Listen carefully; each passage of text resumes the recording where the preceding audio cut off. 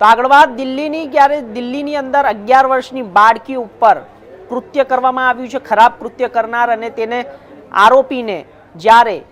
તેને ગોળી મારીને હત્યા કરી દેવામાં આવી છે। આપને જણાવી દઈએ કે સૌથી મહત્વપૂર્ણ સમાચાર સામે આવી રહ્યા છે કે દિલ્હીમાં 11 વર્ષની બાળકી પર બળાત્કાર અને હત્યાના આરોપી મંગળવારે રાત્રે પોલીસે એન્કાઉન્ટરમાં તેને ઘાયલ કરી દીધો હતો અને પોલીસનો દાવો છે કે તે ગુનાના દ્રશ્યોને ફરી બનાવવા માટે લઈ જવામાં આવી રહ્યો હતો, રિકન્સ્ટ્રક્શન કરવામાં આવી રહ્યું હતું। જ્યારે તેણે ભાગવાનો પ્રયાસ કર્યો, તેને રોકવામાં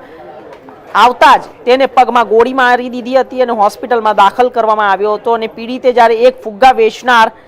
અને ફૂટપાથ પર સૂઈ રહ્યો હતો અને આરોપ છે કે ટેક્સી ડ્રાઈવર બબલુએ તેનું અપહરણ કર્યું અને તેના પર બળાત્કાર કર્યો અને તેની હત્યા કરીને તેના મૃતદેહને મહરોલી જંગલમાં ફેંકી દીધી અને સવારે લગભગ 6 વાગ્યાની આસપાસ પરિવારે પીસીઆર કોલ દ્વારા મહરોલી પોલીસ સ્ટેશનમાં ગુમ થયાની ફરિયાદ નોંધાવીને સીસીટીવી ફૂટેજના આધારે બાતમીદારની મદદથી પોલીસે 4 કલાકમાં બબલુની ધરપકડ કરી છે। આ એક ચોંકાવનારો કિસ્સો છે।